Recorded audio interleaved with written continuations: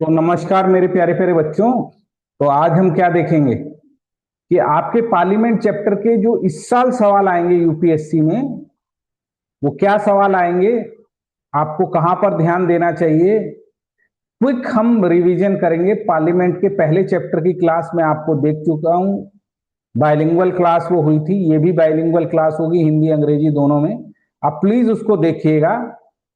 हम जो लक्ष्मीकांत में इंफॉर्मेशन दी गई है उसको तो पढ़ेंगे ही, साथ के साथ कुछ और इंफॉर्मेशन भी देखेंगे। तो ये क्लास इंपॉर्टेंट होगी, इसके साथ हम एमसीक्यू भी करने का ट्राई कीजिएगा। तो जो भी बच्चे क्विक रिवीजन चाह रहे हैं उनके लिए क्लास इंपॉर्टेंट है। सो आइए, पहले क्लास में हम लोग कहां तक पहुंच गए थे। पहली क्लास में हम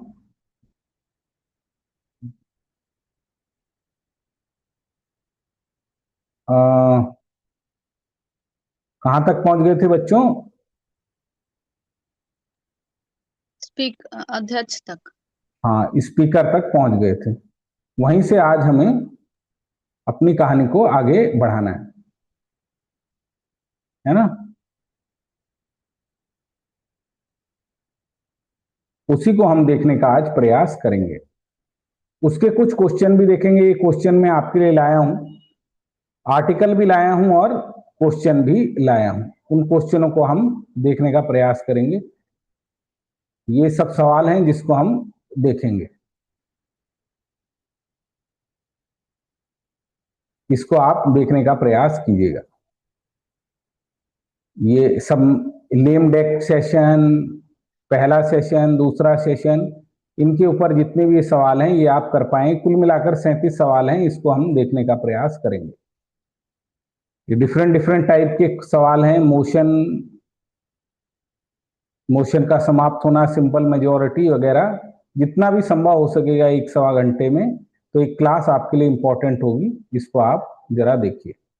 तो चलिए शुरुआत करते हैं और देखते हैं अपना स्पीकर से। तो स्पीकर को लेकर कौन कौन से प्रोविजन दिए गए हैं इसको हम देखते हैं। कल हमने 84 आर्टिकल तक देख लिया था। 85 आर्टिकल क्या कहता है, पहले इसको देखते हैं। 85 आर्टिकल ये कहता है कि प्रेसिडेंट सम्मन करेगा। प्रेसिडेंट क्या करेगा? सम्मन करेगा, वो बुलाएगा संसद को। और ये भी है कि 2 सेशन के बीच में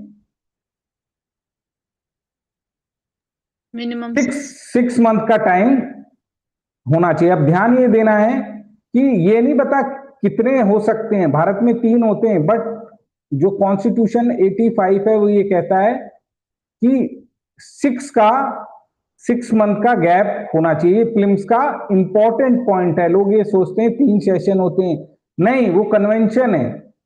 कॉन्स्टिट्यूशन में 2 ही बार बोला है, 2 बार नहीं बोला। कितनी बार बोला है, बट ये बोला है 6 मंथ से ज्यादा गैप नहीं होना चाहिए, और ये कॉन्स्टिट्यूशन में लिखा है। आर्टिकल 86 क्या कहता है? आर्टिकल 86 ये कहता है कि प्रेसिडेंट को संदेश भेजने का अधिकार है। President has the right to send message. अब ये जर्नली हम पढ़ते नहीं है, या पढ़ते हैं तो इस तरह से नहीं पढ़ते कि ये कॉन्स्टिट्यूशन में प्रोविजन है या नहीं। अक्सर वो इसका यूज भी कर सकते हैं पेंडिंग बिल्स में। तो this is very very important article. IAS में सवाल ऑलरेडी पूछ चुका है मेरे बच्चों 87 का, कि स्पेशल एड्रेस कर सकता है क्या ये यूपीएससी, कॉन्स्टिट्यूशन में लिखा है? तो इसका आंसर है यस, स्पेशल एड्रेस वो कर सकता है, ये कॉन्स्टिट्यूशन में लिखा हुआ है। मैंडेटरी है उसके लिए, ये वर्ड भी लिखा है। और इसी पर यूपीएससी ने सवाल बनाया था कि वो अनिवार्य संबोधन करेगा। Mandatory to address the session at the start of a new Lok Sabha and first session of every year. Lok Sabha की शुरुआत के प्रत्येक वर्ष में वो अपना संबोधन देगा। 88 कॉन्स्टिट्यूशन ने कहा है कि जो भी मिनिस्टर हैं और अटॉर्नी जनरल हैं वो हाउस में भी भाग ले सकते हैं और कमेटी में भी भाग ले सकते हैं, लेकिन मिनिस्टर उसी में वोट करेंगे। अटॉर्नी जनरल को तो वोट करने का राइट है ही नहीं। अटॉर्नी जनरल को तो वोटिंग राइट है नहीं, बट वो कमेटी में भी भाग ले सकते हैं, हाउस में भी भाग ले सकते हैं, और उन्हें राइट टू वोट करने का अधिकार होगा जहां के वो मेंबर है। अगर लोकसभा का मेंबर है तो लोकसभा में ही दे पाएगा, है ना। जब सरकार गिरने की बात आएगी, जब सरकार को हटने की बात आएगी, तो ये बच्चों ध्यान देना कि अगर वो लोकसभा का मेंबर है तो लोकसभा में ही वोट देगा। अगर वो राज्यसभा का मेंबर है और मिनिस्टर बन चुका है, जैसा मनमोहन सिंह जी थे, तो जब नो कॉन्फिडेंट मोशन आएगा तो वो वोट नहीं देंगे। अगर मिनिस्टर या प्राइम मिनिस्टर राज्यसभा से हैं तो वो राज्यसभा में ही वोट कर सकते हैं, लोकसभा में वोट नहीं कर सकते, और लोकसभा वाले लोकसभा में कर सकते हैं। इसलिए जब नो कॉन्फिडेंस मोशन आता है तो मिनिस्टर जो राज्यसभा में होते हैं वो वोट नहीं करते, और अटॉर्नी जनरल जो कि सरकार का लीगल वकील है वो तो वोट करता ही नहीं। फिर आइए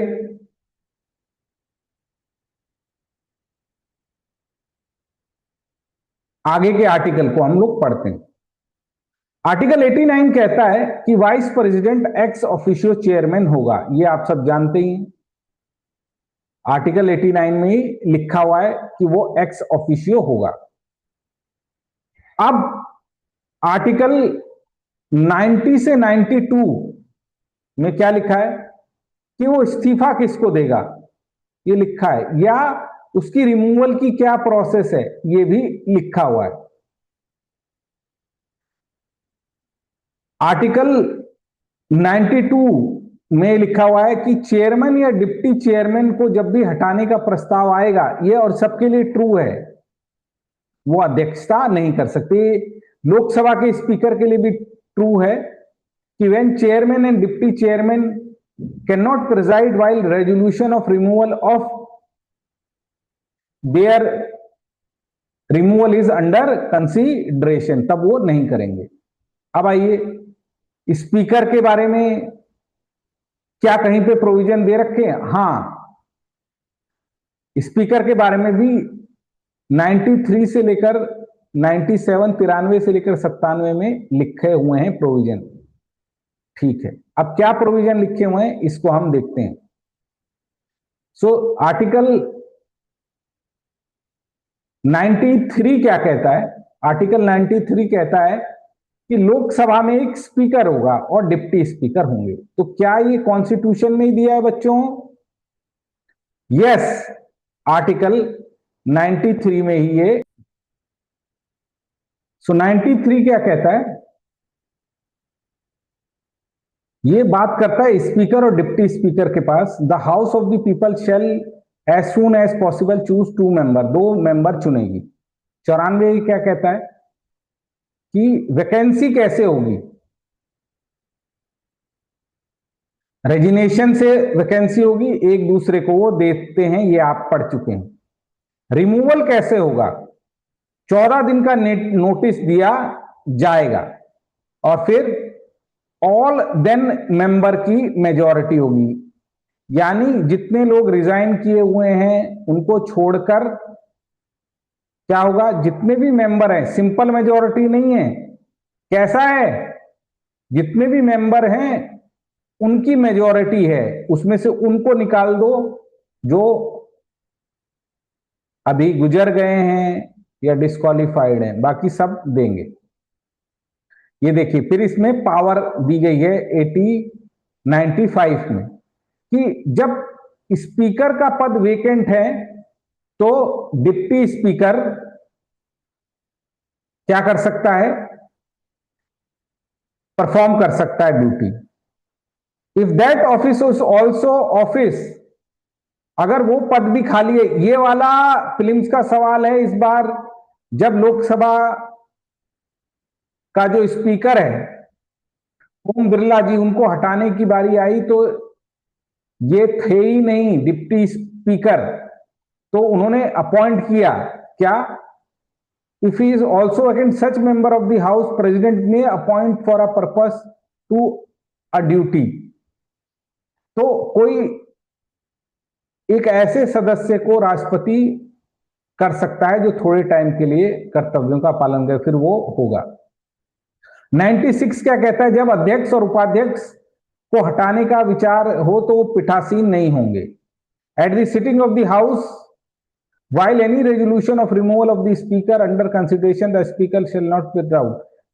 However, they have the speaker to take part in proceeding. They can vote in first stand but cannot vote in the equality of vote. Casting vote नहीं दे सकते। जब लोकसभा का अध्यक्ष को हटाने का वो हो तो वो बैठेंगे नहीं, बोलेंगे, भाग लेंगे, प्रथम बार में वोट देंगे। तो ये आर्टिकल हैं जो इनको डील करते हैं, सारे कॉन्स्टिट्यूशन में दिए गए हैं। तो 93 में ही ये पद है। अब बात आती है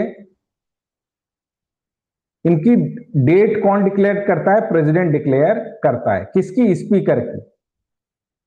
आप ये भी जानते हैं कि स्पीकर अपने पूरे लाइफ टाइम तक रहता है नॉर्मली, इस वर्ड को याद रखिएगा। वैकेंसी 3 बार होगी। अगर वो एमपी के रूप में ना रहे, ये प्रीलिम्स का सवाल है, उसका मन ना लग रहा हो तो वो रिजाइन कर सकता है। किसको? वाइस स्पीकर को, डिप्टी स्पीकर को। हटाना है तो ये बहुत इंपॉर्टेंट है। अभी आपने देखा मेजॉरिटी से हटेगा, 14 दिन का नोटिस होगा, और ये पार्ट भी आप पढ़ चुके हैं। ठीक है, ये देखो, ये मोस्ट इंपॉर्टेंट पार्ट है। भारत में वैकेंसी नहीं रहनी चाहिए, इसीलिए जब तक नेक्स्ट लोकसभा की फर्स्ट बैठक नहीं हो जाती है ना, नई बैठक तक वो रहता है, फिर प्रोटम स्पीकर बनता है और फिर नया स्पीकर आ जाता है। शक्तियां और कार्य, तो ये कार्य कहां लिखे गए हैं,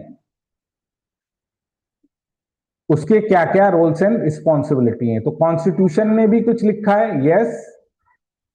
तो कॉन्स्टिट्यूशन में भी कुछ पावर्स हैं उसकी, और कुछ रूल और प्रोसीजर और बिंडक्स में भी दिया गया है। तो तीनों सोर्स हैं, ये आपको याद रखना है।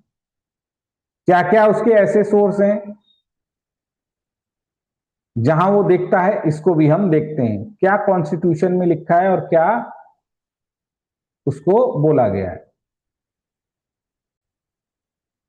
97 में क्या लिखा है? सैलरीज की बात की है, क्योंकि सैलरी होगी। सैलरी पार्लियामेंट फिक्स करता है, संसद फिक्स करता है, और सैलरियां दी गई हैं सेकंड शेड्यूल में। 98 में क्या कहता है कि भाई सेक्रेटरीट होगा, जो कल हमने सवाल देखा था,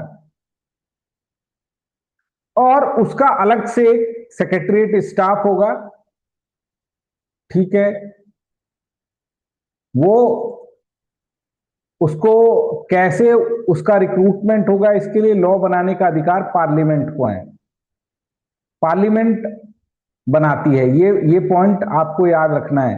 parliament can regulate the recruitment वगैरह की प्रोसेस। 99 में कल हमने ये देखा था क्या बच्चों, कि सबको ओथ लेनी पड़ेगी, है ना। ओथ किसके सामने लेनी पड़ती है? प्रेसिडेंट के सामने लेनी पड़ती है। और 100 में आपने क्या देखा था? 100 में आपने ये देखा था, अभी आपने देखा कि वोटिंग कैसे होती है पार्लियामेंट में, है ना। तो वोटिंग के लिए प्रावधान दिए गए हैं। कास्टिंग वोट दिया गया हुआ है कि वो कास्टिंग वोट डालने का उसको हक है, ये कॉन्स्टिट्यूशन में ही दिया गया है। कोरम वो चेक करेगा, ये भी किसमें दिया हुआ है? ये कॉन्स्टिट्यूशन का प्रोविजन है। ये देखिए, कॉन्स्टिट्यूशन के प्रोविजन में आपको दिखा देता हूं।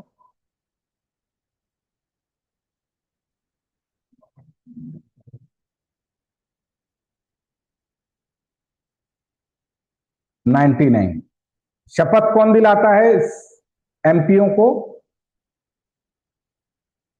प्रेसिडेंट या उसका नॉमिनी। और 100 में ही है कोरम के बारे में भी, कास्टिंग वोट के बारे में भी ये 10% होता है। डुअल मेंबरशिप के बारे में कल हमने देखा था, किसमें है? 101 में दिया गया हुआ है। कॉन्स्टिट्यूशन ने डिस्क्वालिफिकेशन कल 102, 103 की हमने बात की थी। और 104 में हमने ये बताया था कोई बैठ भी जाता है तो उसको 500 रुपए की पेनल्टी लगेगी। ठीक है, कल ये हमने देख लिया था। यस, कल ये हमने देख लिया था। अब यानी अब जो ये प्रोविजन बाकी के हैं ये कहां दिए गए हैं? ये बिजनेस में दिए गए हैं। क्या कि वो रूल एंड रेगुलेशन करेगा, ये उसकी प्राइमरी ड्यूटी है। दूसरा, वही कॉन्स्टिट्यूशन का, प्रोसीजर्स का फाइनल इंटरप्रिटेशन है विद इन द हाउस, ये क्वालिफाई करता है। इसको आप देखेंगे कि विद इन द हाउस उसका ये काम है। कोरम, कोरम देखना, ये अभी आपने देखा कॉन्स्टिट्यूशन का प्रोविजन है, ये उसको देखना होता है। 1/10 देखता है ना? यस। कास्टिंग वोट, ये भी कॉन्स्टिट्यूशन में लिखा है, आपने देखा। और ये भी कॉन्स्टिट्यूशन का प्रोविजन है कि बुलाता कौन है।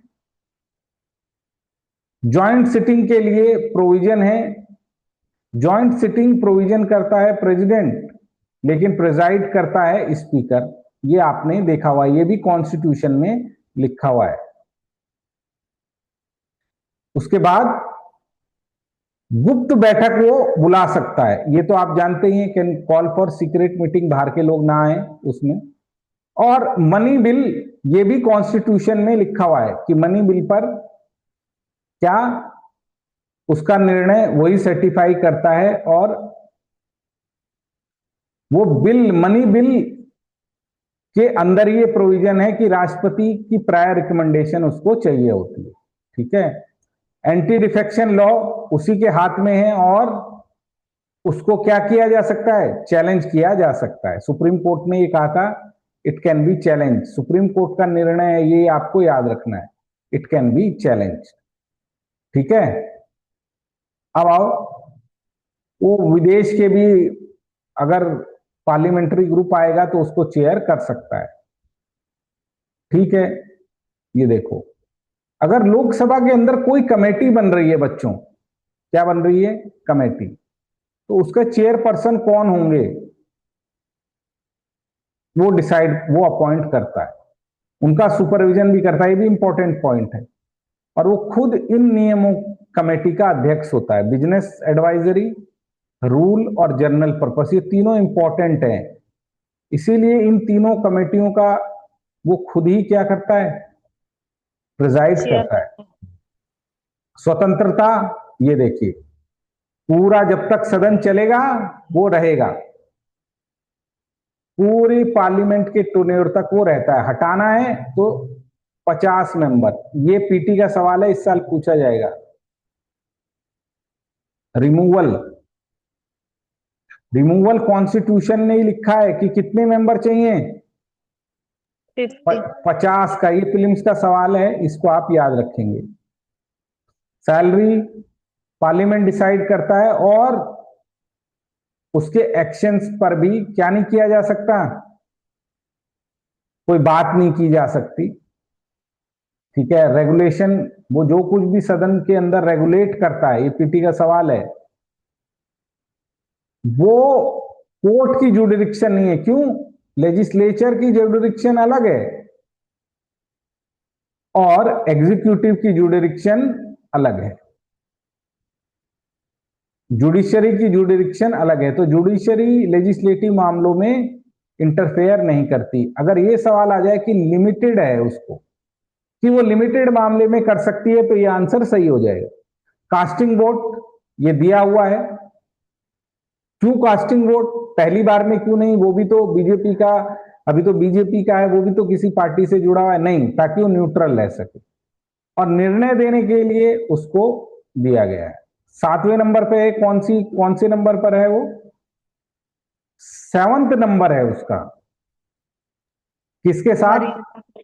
चीफ जस्टिस ऑफ इंडिया के साथ। वो prime minister, deputy prime minister, president, vice president इनके नीचे होता है और कैबिनेट मिनिस्टर्स के ऊपर होता है।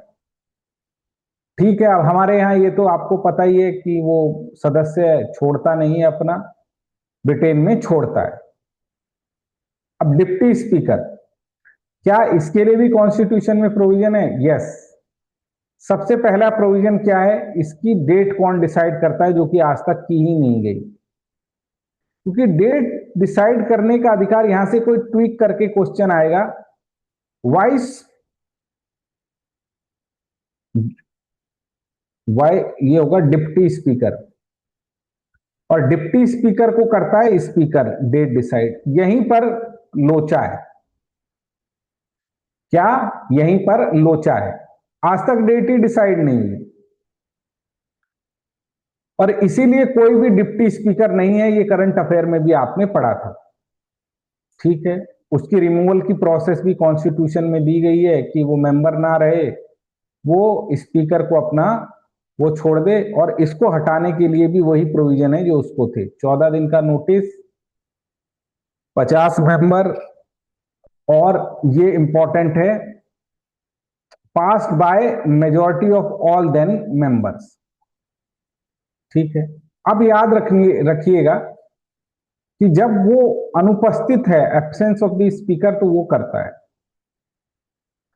जॉइंट सिटिंग भी, वो अगर स्पीकर नहीं है तो वो कर सकता है, डिप्टी स्पीकर जॉइंट सिटिंग कर सकता है।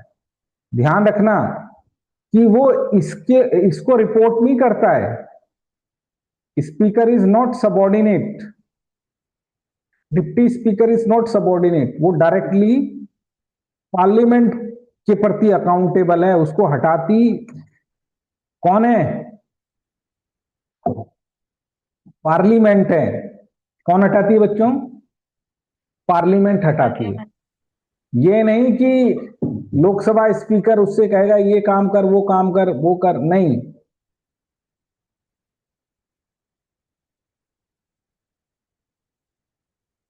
वो सबॉर्डिनेट नहीं है, ये प्रीलिम्स का सवाल है। और उसके पास एक स्पेशल प्रिविलेज भी है कि जिस कमेटी में उसको मेंबर बनाया जाएगा, वो ऑटोमेटिकली उसका चेयरमैन बन जाएगा। वो भी जब नॉर्मली नीचे बैठता है तो अपना वोट देता है, लेकिन जब चेयर पर बैठता है तो अपना वोट नहीं देता, कास्टिंग वोट देता है। ये पता है? यस। अब आइए, ये परंपरा थी पहले, क्या कि लोग क्या करते थे, ये कब से एग्जिस्टेंस में है स्पीकर और डिप्टी स्पीकर का पद? बहुत पहले से। देख लो, आ, ये एक्ट है, इसके अंतर्गत ये बना था। पहले कौन बने थे? फ्रेडरिक वाइट और सच्चिदानंद सिन्हा। तो फर्स्ट गवर्नर जनरल तो फ्रेडरिक वाइट एंड सच्चिदानंद सिन्हा, पहले ये बने थे वाइस स्पीकर। और पहले स्पीकर कौन बने थे? इंडियन विट्ठल भाई पटेल। क्या बात समझ में आई? Yes sir. फिर इसका नाम चेंज हो गया 35 में, और पहले हमारे कौन बने थे लोकसभा के स्पीकर? मावलंकर। मावलंकर, मावलंकन, है ना। अब आइए, ये जो टेबल फॉर स्पीकर्स है ये भी चर्चा में है। ये देखो, ये क्या कॉन्स्टिट्यूशन में दिया गया है? नो, यहां लिखा हुआ है क्लियरली। किसके अंतर्गत ये बनते हैं? रूल बुक ऑफ लोकसभा, इसके अंतर्गत ये बनते हैं, ये याद रखना है। इनको नॉमिनेट किया जाता है, इनका इलेक्शन नहीं होता। क्या बच्चों? नॉमिनेट किया जाता है, इनका इलेक्शन नहीं होता। और ये जब स्पीकर और डिप्टी स्पीकर ना हो, उनकी अब्सेंस में ये काम करते हैं, लेकिन अगर दोनों ही वैकेंसी में है तो ये काम नहीं कर सकते। क्या बात समझ में आया? बोलो। Yes sir. ये देखो, वेन मेम अगर कोई एब्सेंट हो जाए तो किसी को किया जा सकता है। ये देखो, ये इंपॉर्टेंट पार्ट है। जब स्पीकर और डिप्टी स्पीकर वेकेंट है तो ये काम नहीं कर सकते, क्योंकि ये उनके बिहाफ में काम कर रहे हैं। जो सदन चलाने की जिम्मेदारी है वो स्पीकर और डिप्टी स्पीकर की है। वो पैनल लाते हैं और वो चले गए तो इन पैनल की भी कोई ऑथेंटिसिटी नहीं है। ये फिल्म्स का वैल्यू नहीं सवाल है। रहेगा। हाँ, फिल्म्स का यस। सवाल है। अब इसी से रिलेटेड कुछ क्वेश्चन होंगे शायद, उसको हम देखते हैं। मैं जरा कुछ क्वेश्चन निकालता हूं आपके लिए।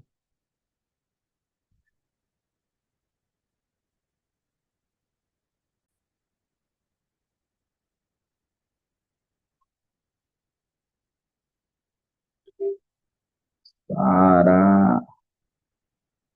मामला गड़बड़ है।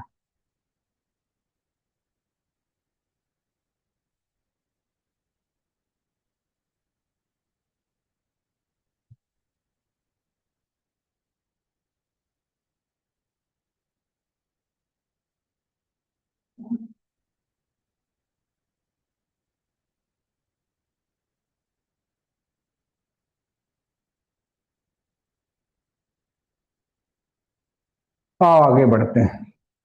आएगा आएगा आएगा आएगा आएगा आएगा आएगा।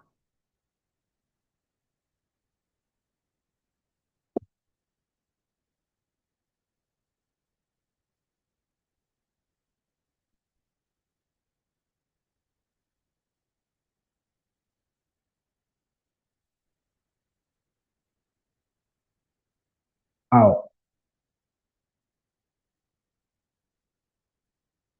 एक बार उसने विघटन कर दिया।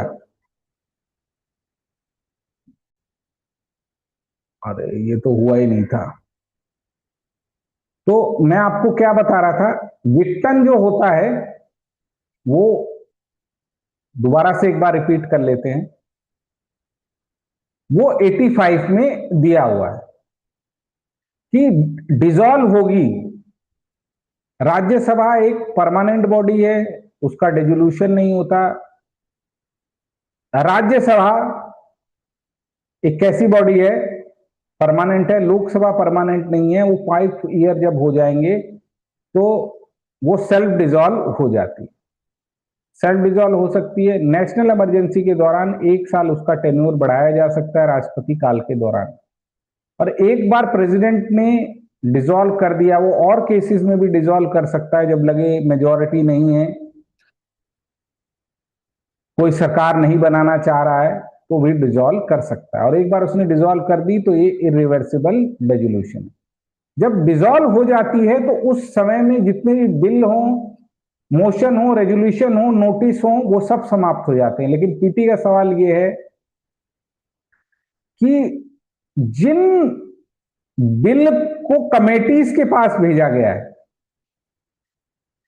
या जो एश्योरेंस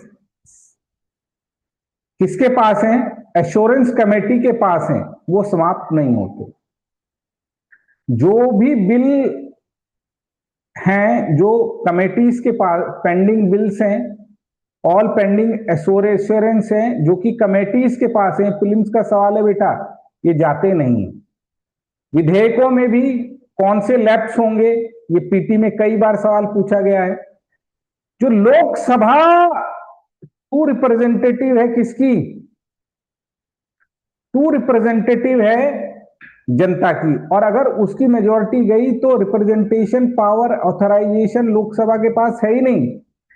और जब लोकसभा के पास ऑथराइजेशन नहीं है तो लोकसभा में जो भी बिल आए है, चाहे उसने इनिशिएट किया है, चाहे उसने पास करके राज्यसभा को भेजा है, या राज्यसभा से लोकसभा की ऑथराइजेशन के लिए आया है, वो चले जाएंगे। ये देखो, विचाराधीन हो, कंसिडरेशन हो लोकसभा में, या फिर ट्रांसफर होकर आए हों, दोनों ही मर जाएंगे। लोकसभा ने पास कर दिया हो लेकिन राज्यसभा में हो तो भी मर जाएगा, क्योंकि रिप्रेजेंटेशन नहीं है। Appeal passed by the Lok Sabha but pending for the consideration is also left। जो भी टच होगा वो जाएगा। लेकिन जिस पे ज्वाइंट सिटिंग बुलाई गई हो, या जो राष्ट्रपति के पास एसेंट के लिए रुका हो वो फेल नहीं होता। ये देखो, या फिर जो राज्यसभा में ही इनिशिएट हुआ हो और वहीं हो, ठीक है, तो वो नहीं जाएगा, उनका वो अपना अपना काम कर रहे हैं। ठीक है, ये देखो, जो दोनों जगह पास हो चुका हो, पेंडिंग हो प्रेसिडेंट के एसेंट से, वो भी नहीं जाता। थंब रूल आप सीख गए होंगे क्या बच्चों, कि रिप्रेजेंटेशन नहीं है। ठीक है, जो पुनर्विचार के लिए लौटाया गया हो, जो पुनर्विचार के लिए लौटाया गया हो, वो भी फेल नहीं होगा। वो भी नहीं क्या नहीं होगा, वो भी फेल नहीं। क्या बात समझ में आई बच्चों? Yes sir. बहुत बड़ी।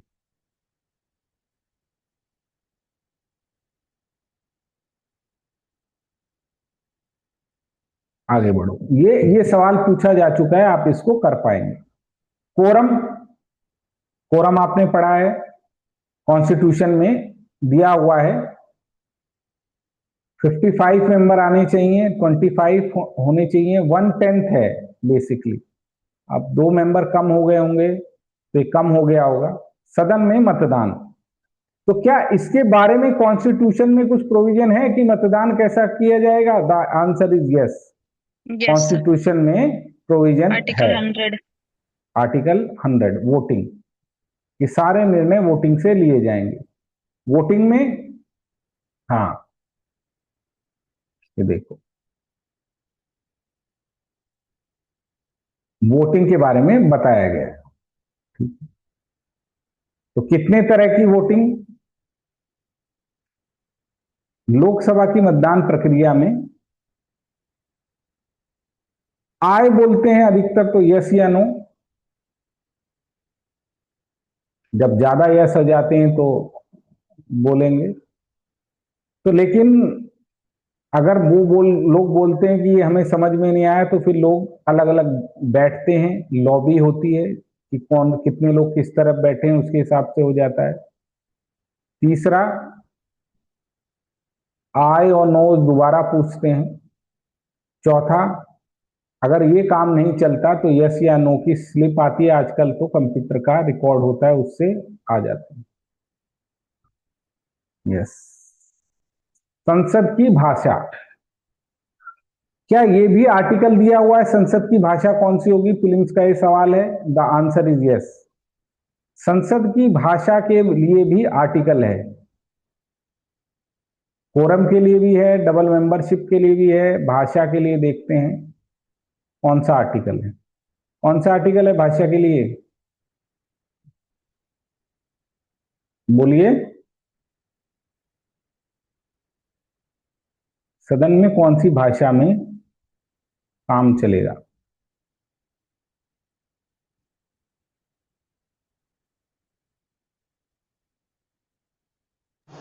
सर वैसे तो हिंदी और इंग्लिश है इसके अंदर। हिंदी अब अंग्रेजी तो लेकिन है। लोकल अभी अध्यक्ष देखो, वो सर, लोकसभा का वो अध्यक्ष बोल देगा कि हाँ भी बोल लो, तो वो बोलने लग जाएंगे। भाई इसमें लैंग्वेज ऊपर नीचे दे रखी होता है ना टॉपिक। ये देखिए 120 क्या दिया हुआ है, कितनी लैंग्वेज, संविधान ने कितनी लैंग्वेज बताई है? 2। हिंदी, हाँ, हिंदी और अंग्रेजी। क्लियर हो गई बेटा? कहां दिया यस हुआ सर। है आर्टिकल? संविधान 120। कौन सी दो भाषाएं हैं संसद की भाषा? हिंदी और इंग्लिश और इंग्लिश। हिंदी। लेकिन क्या वो किसी भी व्यक्ति को अपनी मातृभाषा में भी बोलने का क्या दे सकता है प्रिजाइडिंग ऑफिसर, कि बोल लो भाई? ठीक है। अब जब संविधान बना था तो हमने ये बोला था कि 15 साल के लिए नियम है, इस आर्टिकल में लिखा था कि हिंदी और अंग्रेजी 15 साल के लिए संसद की भाषा होगी। लेकिन फिर हमने 65 में एक एक्ट पास कर दिया जिस 63 में, क्या, राजभाषा अधिनियम 1963, ऑफिशियल लैंग्वेज एक्ट। इसमें बोल दिया कि हम अंग्रेजी और हिंदी से ही आगे बढ़ेंगे। तो कॉन्स्टिट्यूशन ने भी हिंदी और अंग्रेजी बोला था और फिर बोला था अंग्रेजी को हम समाप्त करेंगे। ये लिखा था कौन से आर्टिकल में? आर्टिकल 120। लेकिन उन्होंने देखा इस पे विवाद बहुत है, तो चुपके से ऑफिशियल लैंग्वेज एक्ट, चुपके से नहीं ओपनली किया होगा, 1963 में क्या कर दिया बच्चों? पास कर दिया और ये बोल दिया कि ये अब कोई जब तक यही बोला होगा अब ये दोनों भाषाएं हैं हमारी। तो ऑफिशियल लैंग्वेज कितनी है बेटा संसद के अंदर? 2। क्लियर हो गई इतनी बात? बोलिए यस या नो। Yes sir. ओके, बहुत सुंदर, बहुत सुंदर, बहुत सुंदर। स्पीड ठीक है ये देखिए, ये क्वेश्चन है हमारे पास।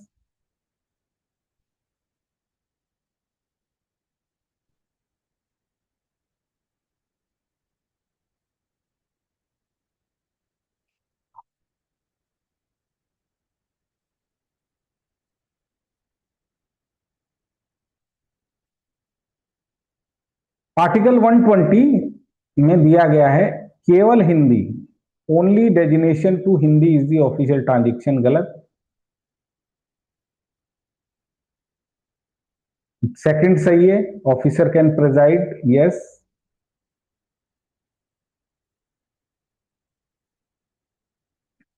English was intended to be used as a parliamentary purpose for period of 30 minutes।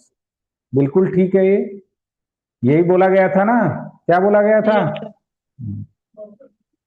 तो इस सवाल को अब आप कर लेंगे। फिर हमने 63 में क्या बना दिया? ऑफिशियल सीक्रेट एक्ट बना दिया, जहां बोला दोनों चलेंगी। ठीक है, बोलो ये क्यों बनाया गया था? ताकि जो नॉन हिंदी स्पीकिंग लोग हैं उनको हेल्प मिले। अपने तो एक्सप्रेशन। दोनों यस दोनों ठीक है। क्या बात समझ में आया? बोलिए यस यस सर। या नो। ठीक है, अब इससे आगे भी हम लोग बढ़ते हैं।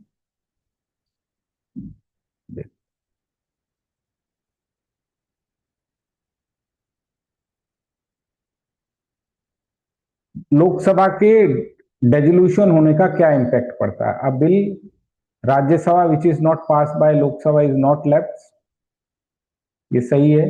अ bill is pass by Lok Sabha but pending in Rajya Sabha, ये गलत हो गया। A bill is passed by both houses but return for the president is consideration lapse. दोनों सदनों से लेकिन राष्ट्रपति से पुनर्विचन के लिए लौटाया गया विधायक समाप्त हो जाता है। ये समाप्त नहीं होता समाप्त ना? नहीं होता है। Yes sir. ये सही है दूसरी स्टेटमेंट। तो तीसरा काट दो, पहला भी सही होना चाहिए। अब बिल तो पहला तीसरा सही है, दूसरा गलत है। हैं? दूसरा गलत है। लोकसभा द्वारा पारित लेकिन राज्यसभा में लंबित विधेयक समाप्त हो जाता है। तो देखिए, अब bill is pending in Rajya Sabha which is not pass by the Lok Sabha does not left, ये स्टेटमेंट सही है। राज्यसभा से लंबित विधेयक जिसे लोकसभा द्वारा पारित नहीं किया जाता समाप्त नहीं होता, बिल्कुल ठीक है। अब bill pass by Lok Sabha in pending in Lok Sabha lapse, बिल्कुल सही है, लैप्स हो जाता है। लोकसभा ने पारित कर दिया, अब उनकी वो नहीं रही, लैप्स हो जाता है। A bill passed by both the house but returned by the president for consideration not lapse, जो पुनर्विचार के लिए भेजेगा वो लैप्स नहीं होता नहीं है। होगा। यहाँ लैप्स लिखा है तो तीसरा गलत है, दोनों सही है। इसको आप देखिए,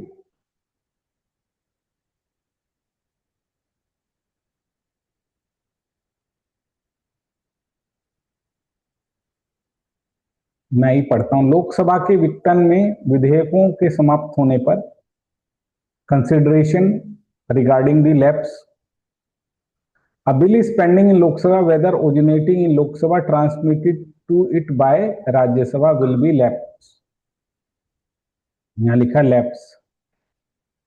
A bill passed by Rajya Sabha been pending in Lok Sabha will be lapsed. A bill where President has notified holding with the Lok Sabha अधिसूचना, ये कह रहा है कि कौन सा बिल लैप्स हो जाएगा, तो तीसरा तो लैप्स नहीं होगा, तो कौन सा लैप्स होगा बेटा? पहला और दूसरा। ये तीसरा क्वेश्चन है, डज नॉट लैप्स। कौन सा डज नॉट लैप्स? ये वाला, a bill pass by the house of the house pending for the assessment of, बाकी सब Yes, sir. Bill pass by Lok Sabha pending by Rajya Sabha, a bill is originating Lok Sabha pending in Lok Sabha, यह तो गया है। अब pending in Rajya Sabha pass by Lok Sabha, ये भी चले जाएंगे, तो ये हो गया, बहुत बढ़िया।